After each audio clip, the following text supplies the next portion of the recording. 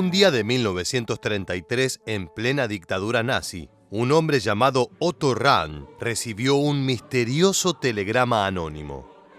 Él era un medievalista, autor de varios libros donde se afirmaba que el Santo Grial era una reliquia real.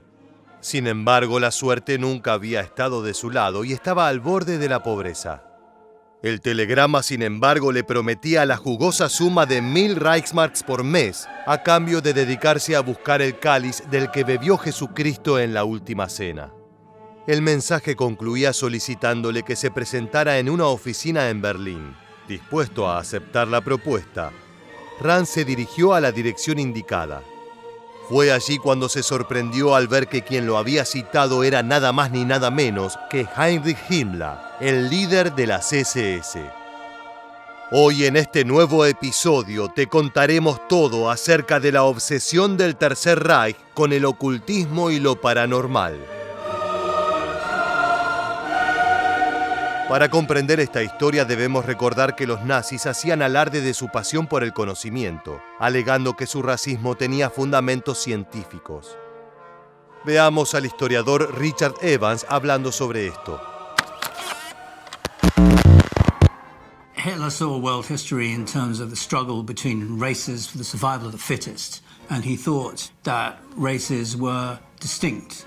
So there's an absolute distinction between the Aryan race, by which he basically means the Germans, and the other different races, all of which were inferior in one way or another. The Aryan race were a master race. En la actualidad se sabe que este tipo de ideas carece de fundamento y que el pensamiento racista está basado en errores, preconceptos, mentiras y principalmente odio. Sin embargo, los seguidores de Hitler eran aficionados a toda clase de teorías absurdas, siempre y cuando corroborara su creencia de que los alemanes estaban destinados a gobernar Europa. Desde los inicios del nacionalsocialismo, allá por la década de 1920, el partido incorporó el ocultismo a su doctrina. Para ello se inspiraron en la ariosofía, un conjunto de ideas extravagantes que sostenía que los arios habrían sido creados por una raza alienígena interestelar. Estos extraterrestres, llamados Teozoa, habrían dado origen a los pueblos germánicos mediante complejos experimentos con electricidad. Esto diferenciaba a los antiguos arios del resto de la humanidad, que habría llegado al mundo evolucionando de los simios. Los curiosos postulados de la ariosofía iban incluso más lejos, ya que sostenían que los hombres arios poseían poderes mágicos que les permitían manipular las fuerzas de la naturaleza. Sin embargo, estos asombrosos talentos se habrían perdido luego de que se mezclaran con las razas inferiores y diluyeran su sangre. El jerarca nazi que creía con más fervor en estas patrañas era Heinrich Himmler, uno de los principales lugartenientes de Hitler. En julio de 1935, Himmler fundó el Annenaba, una asociación pseudocientífica cuyo propósito era demostrarle al mundo la veracidad de las teorías raciales en las que se basaba el nacionalsocialismo. Para ello se dedicó a estudiar la historia de los antiguos pueblos germánicos, es decir, los antecesores de los alemanes, cuya historia se remontaba a los milenios antes de Cristo. Sin embargo, el Annenaba tenía una misión adicional que pocas personas conocían y que consistía en reemplazar al cristianismo por la vieja religión pagana de los germanos. Aquí puedes ver a Christopher Hale, quien ha escrito libros sobre el tema, hablando sobre las ideas de Himmler. He despises Christianity. He thinks Christianity weakens people. Above all, according to Himmler, Christianity was essentially Jewish. Gradualmente, los miembros de las SS dejaron de lado las clásicas festividades cristianas y las reemplazaron por otras que resultan un tanto extravagantes. Por ejemplo, se creó el Día del Nacimiento del Sol Invictus, una fecha para ser festejada el 25 de diciembre, en plena Navidad. En el mismo sentido, la Pascua fue suplantada por un homenaje a la diosa de la fertilidad germana. No solo las fiestas fueron eliminadas, sino que los rituales típicos de la iglesia fueron anulados o fuertemente modificados. Los matrimonios de oficiales de las SS comenzaron a celebrarse ante un altar cubierto por una enorme bandera negra con una runa en forma de S, que era el antiguo símbolo de fuerza y poder. Cuando la pareja se disponía a tomar los votos, el mismísimo Himmler se acercaba a ellos y les hacía una ofrenda de pan y sal, que en la tradición germana representaban la tierra y la fertilidad. De la misma manera, los funerales se hacían a la vieja usanza, cremando los cuerpos y colocando las cenizas en una urna oculta en una cripta circular. Entre mayo de 1938 y agosto de 1939, la asociación Annenaba financió una expedición al Tíbet, aunque sus verdaderos objetivos siguen siendo fuente de especulación. Hay quienes sostienen que Himmler le dio el visto bueno con la esperanza de que los científicos hallaran al eslabón perdido, es decir, al ser que conectaba a los arios con las civilizaciones alienígenas primigenias. El líder de la CSS creía que este era el Yeti, una criatura humanoide que habitaba el Himalaya y que vivía en soledad entre la nieve. No obstante, en la actualidad hay historiadores que sostienen que la expedición al Tíbet no se realizó con estos fines fantásticos. De acuerdo a ellos, la idea de que los científicos alemanes fueron a buscar al Yeti es propaganda aliada que buscaba desprestigiar al Tercer Reich. Por el contrario, afirman que los investigadores nazis simplemente querían documentar la fauna y flora de la región. Veamos un fragmento del material filmado durante la expedición.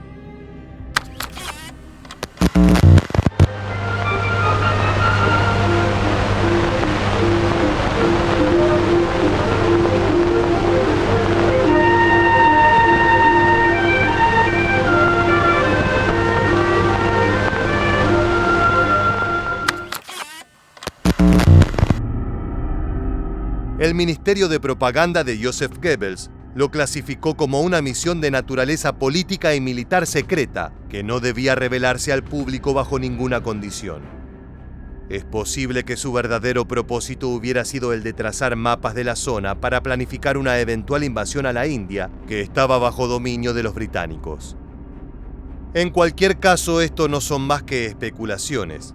Lo único certero es que los científicos de la Annenaba se dedicaron a recoger ejemplares de plantas y animales exóticos que no existían en Europa y también a medir los cráneos de los habitantes locales.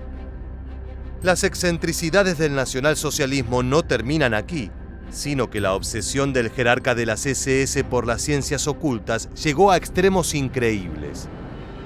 En 1933, Himmler firmó un contrato de arrendamiento por 100 años para el castillo de Wewelsburg, una antigua fortaleza del siglo XVII ubicada en lo alto de una colina, en la región de Renania del Norte.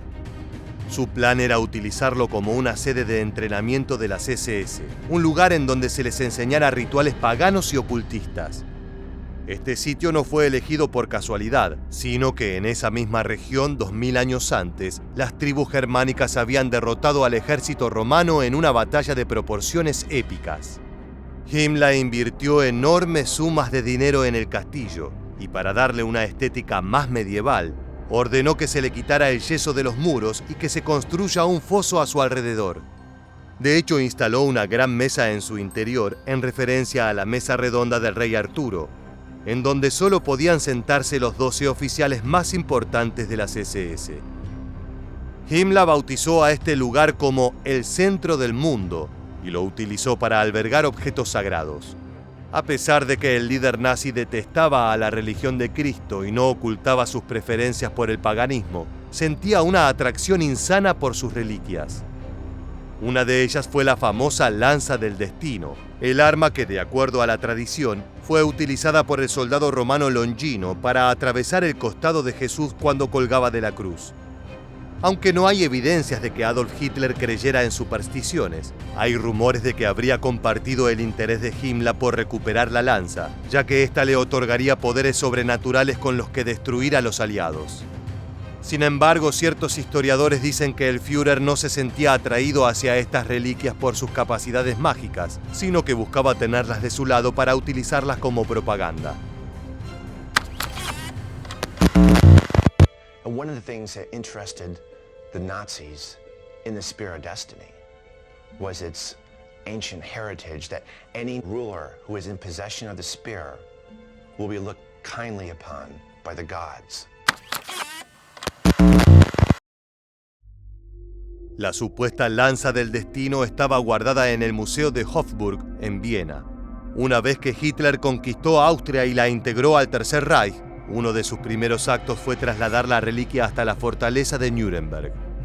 Mientras tanto, el líder de las SS mandó a hacerse una réplica del arma que guardó en sus habitaciones personales. Heinrich Himmler no solo creía en la magia de la lanza del destino, sino que además estaba convencido de los poderes de otro artefacto mítico, el martillo de Thor. De acuerdo a la mitología, el dios nórdico había utilizado su masa, Mjolnir, para matar a los gigantes que acechaban su tierra. A pesar de sus esfuerzos, Himmler nunca logró ubicar el paradero del martillo.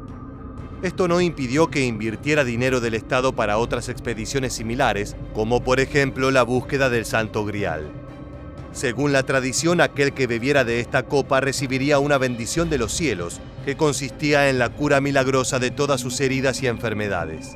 Otras versiones señalaban que el Santo Grial otorgaba la inmortalidad o que podía dotar a otros objetos de propiedades sagradas. Aquí el medievalista Franz Kierkegaard nos cuenta más acerca de esto. In the Middle Ages, mentalities were very different from those of today. It was possible to convey the power and the meaning of a relic. An object became holy merely by coming into contact with a real relic.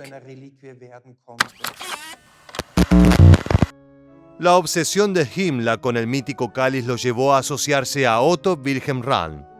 Este había nacido el 18 de febrero de 1904 y desde joven se interesó en todas las leyendas y anécdotas sobre el Santo Grial. Mientras cursaba sus estudios universitarios, llegó a interesarse por la historia de los cátaros, un grupo de herejes que desafió al cristianismo y fue exterminado por la Iglesia en el siglo XIII. Al mismo tiempo adquirió una fascinación por un poema medieval, Parzival, que detalla las aventuras de uno de los caballeros del rey Arturo. En el poema se alude a una localidad llamada Montsalvalle en los Pirineos como el sitio donde se esconde el Santo Grial. Otto Rahn se convenció de que este lugar era el actual Montségur, en el sur de Francia, y que los guardianes del cáliz sagrado eran nada más y nada menos que los cátaros. Sus libros fueron leídos por Himmler, quien se ofreció a financiar sus alocadas investigaciones. Como te contábamos al inicio de este video, cierto día llegó un telegrama anónimo a las oficinas de Rahn, en el que se le proponía lanzarse a la búsqueda del Santo Grial a cambio de 1000 Reichsmarks por mes. Cuando comprendió que su patrocinador no era otro que el líder de las SS, su sorpresa no pudo ser más grande. Rahn tenía antecedentes judíos y era abiertamente homosexual, es decir, que cumplía con todos los requisitos para ser considerado un enemigo del Estado. No obstante, el interés de Himmler por el ocultismo superaba por amplios márgenes a su antisemitismo, de manera que decidió hacer la vista gorda a los antecedentes del medievalista. Por otro lado, Rahn era un firme detractor del nazismo, pero dejó de lado sus ideales porque necesitaba el dinero con urgencia. En 1936 se unió a las SS y poco después se abocó a la escritura de su siguiente obra. En 1937 el medievalista publicó su libro más famoso, titulado La corte de Lucifer, en donde proponía que el Santo Grial era una piedra preciosa que se había desprendido de la corona del príncipe de las tinieblas, un objeto sagrado en manos de los cátaros. Escuchemos a un especialista contarnos por qué este libro agradó tanto a los nazis. Otto Rahn published a second book called Lucifer's Court in 1937. And there's definitely an anti-Semitic thread where the Cathars are seen as effectively good Aryans fighting the evil Judaic menace of the Church of Rome. Supuestamente más adelante la Iglesia se habría apropiado de esa piedra y habría inventado la historia de que fue el cáliz de donde bebió Jesucristo. Otto Rahn creía que la reliquia se encontraba en un monasterio de Montserrat. Al principio realizó excavaciones arqueológicas en el país galo, pero luego continuó en sitios tan disímiles como Italia e Islandia. Todo ello se hizo con dinero del Tercer Reich, pero las investigaciones nunca rindieron sus frutos. Esto, sumado al hecho de que era un alcohólico, llevó a Rahn a su caída en desgracia. En febrero de 1939 presentó su renuncia a las SS y se retiró a vivir en el Languedoc de Francia con el objetivo de llevar una vida de perfil bajo. Sin embargo, es aquí cuando se produce el misterio más grande de esta historia. Pocas semanas más tarde, el 13 de marzo de 1939, Otto Rahn fue hallado sin vida en las montañas austríacas. Su cuerpo estaba congelado y puesto boca abajo. A su lado encontraron varios frascos de medicina vacíos, por lo que se supone que los ingirió para suicidarse por envenenamiento. Al día de la fecha es imposible saber si fue asesinado por los nazis o si realmente se quitó la vida por temor a que sus enemigos dieran a conocer detalles de su vida personal. En cualquier caso, Alemania nunca logró hacerse con las reliquias que tanto deseaba. En 1940 dejaron de buscar el Santo Grial y poco tiempo después, la dinámica devastadora de la Segunda Guerra Mundial absorbió a Hitler por completo.